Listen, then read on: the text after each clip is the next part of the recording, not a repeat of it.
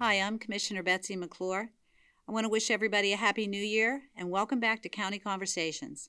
We hope our residents had a safe and enjoyable holiday celebration last evening, and we want to wish you nothing but health and happiness in the upcoming year. To begin today's episode, we want to thank everyone who has supported our podcast thus far, and we want to remind everyone that our podcast is available on Spotify, Amazon Music, Google Podcasts, YouTube, and Facebook.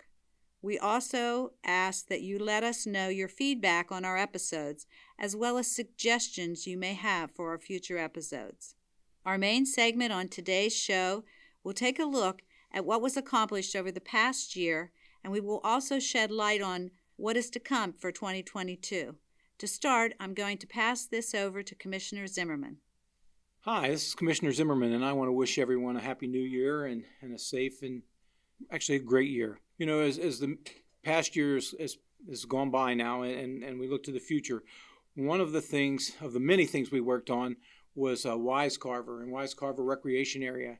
If you drive by now, and I want to say, a lot of folks, aren't absolutely sure what Carver is. It's the local folks call it the water dam. It's a water reservoir right outside of Waynesburg, and with nearly 300 and some acres. And we have the lease on that for almost 100 years now. And as you drive by, you might see nothing going on other than some equipment sitting there. But as we started the process, there became some issues with the soil, and it has to be recompacted, brought new material in, which will slow down the process. As my fellow commissioner Mike Belding says, I think slower than government maybe is a glacier, and so things go slow. But at the end of the day, the prize is going to be worth it. We're going to have, a new kayak launch, probably going to move it in a different spot so we can get it, up and running long before, everything else is done. But there'll be 3 softball fields, and folks are wondering why softball fields. I actually just talked to someone on our tourism board whose daughter plays softball, and he said, Blair, I spent $30,000 this last year going to softball tournaments in hotels, restaurants, and taking the family in, on a weekend, just tied up almost the last several months doing that. So as we look at softball and say, wow, that's fun for the kids, it's also a moneymaker. It'll bring people in here as tournaments develop, not only softball, but baseball. We're going to have recreation walking around the reservoir, trails in the woods, and we've expanded and looked at, a 3D archery range and a range, drone, an area to fly drones, possibly a amphitheater with movies and entertainment. So the sky's the limit. I know we all miss Ryerson, and again, we hope that sooner or later it's back up and running, at the capacity it needs to be. But this is going to be another gym for the county. And when people are looking to move in an area, it's one thing they look at, and especially the younger couples, what do I have for my children? What kind of recreation? And it is going to be a great spot for not only our residents, the university, but for future residents of Greene County. So again, wish you the happiest of New Year's and have a great one. Thanks, Blair, for the introduction of Carver and the progress that we're making out there. As we go through today's podcast, I'd like to talk a little bit about what we've accomplished over the last year and a couple items for looking forward to the next year. And although significant progress has been made in several areas in the county government this past year, we recognize that there's a lot of work ahead of us and remain committed to the future. As everybody knows, COVID has been an everlasting epidemic, and individuals are still affected by that, whether it's individually, their family, or a business, and it remains a concern for everybody. The county has adapted, adjusted, and continued to serve the Greene County residents through this pandemic and our visitors over this uneasy time. Following the heights of the pandemic last year, we have been able to return the county operations to some relevance of normal, and I'd like to highlight a couple of things we've worked on. For local business support, the full economic impact of COVID has yet to be recognized, but without question, small businesses, restaurants, and the hospitality industry has been significantly impacted. The Greene County Department of Planning and Community Development has offered significant opportunities towards financial stability and the recovery of businesses affected by COVID. 2 financial support programs have been offered through the Community Development Block Grant Program.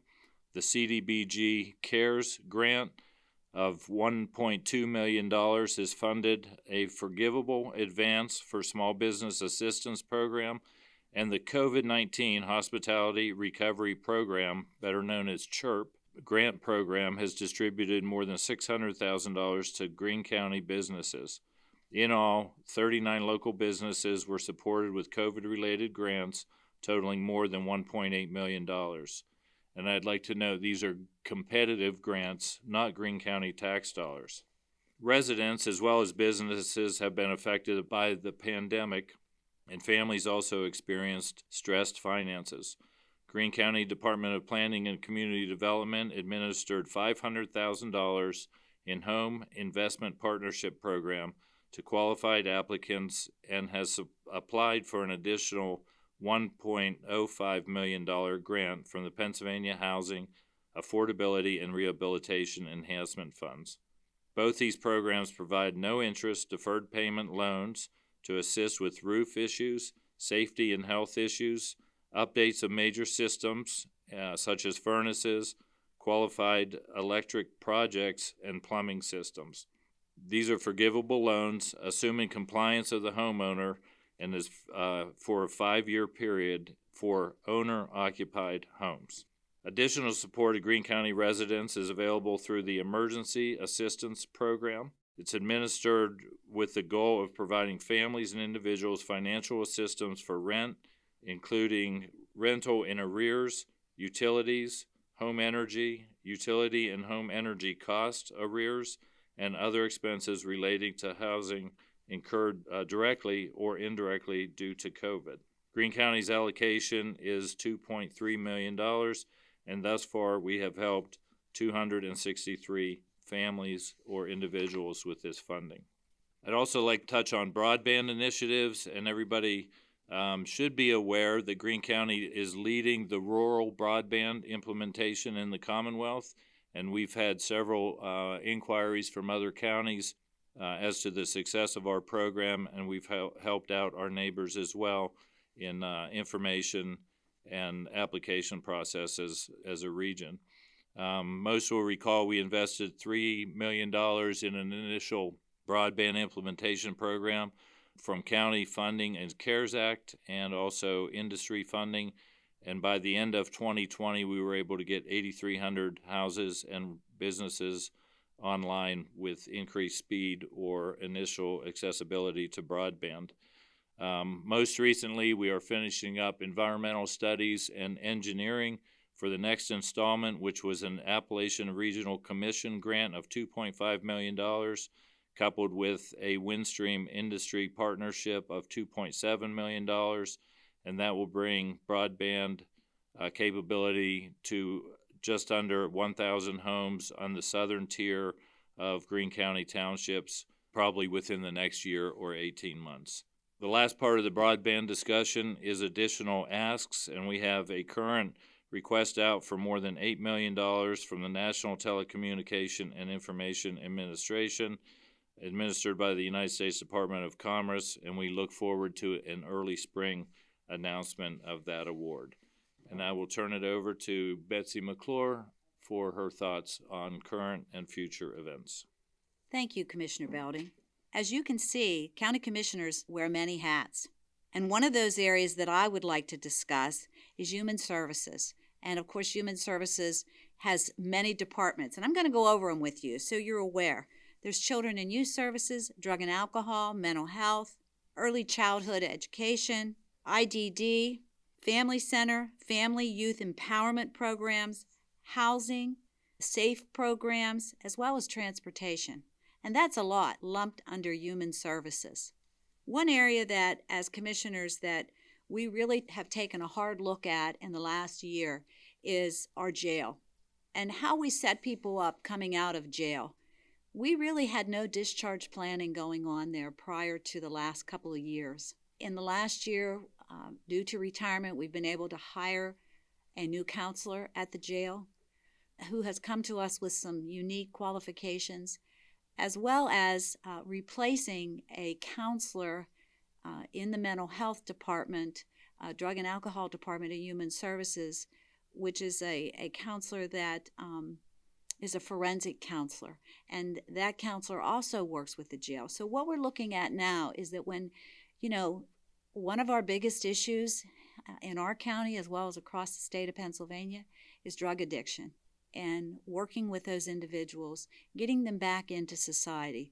And so what we have developed is a discharge planning system at our jail so that we're setting you up for success, whether that be that you need to come out and be connected to treatment, have health insurance when you walk out the door, that you can keep those appointments, you can continue on your medication, and just looking at how we can help you be successful. Do we need to get you into a job placement?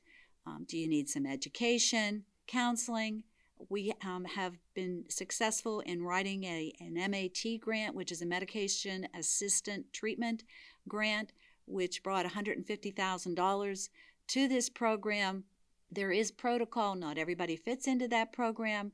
But again, taking an approach where we're really working on getting you back into society and being productive in society, as well as when I told you about all those departments in human services, looking at how we can help you and your family get back on track. So that is something that I wanted to share with you today. I think it's important that you realize there's so many aspects to the county and as county commissioners. So with that, I want to wrap up today's show, and we want to share with you our New Year's resolution. Personally, my resolution is, as well as probably a lot of moms maybe out there, is to get my house in order. Life's busy, and sometimes you just, you go through your house like a tornado. So my goal is to get my house in order and get ready for spring and summer months that are hopefully not too far away. Now I'm going to bring up Commissioner Blair Zimmerman, and he's going to share his New Year resolution.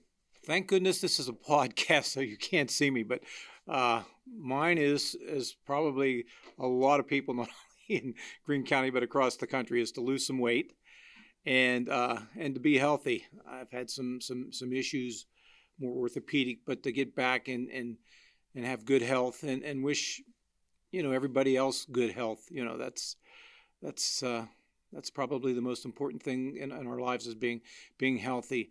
Another thing would be that that we can see a change in this country. People start working together and being better citizens of this planet Earth. So again, I hope all that can happen in 2022 or in the future. So again, wish everybody a happy new year. And with that being said, Commissioner Mike Belding has to come up and share his New Year's resolution.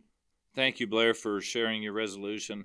My personal resolution is to hold family and friends closer. We spent almost 2 years social distancing and Zoom meetings and FaceTime and so forth, and as the opportunity to remain healthy and protective of one another, but also increase our social activity. I look forward to those days. So I'd like to thank you for taking the time today to listen to the podcast. Don't forget to like, share, and subscribe, and we'll see you next time on the County Conversations.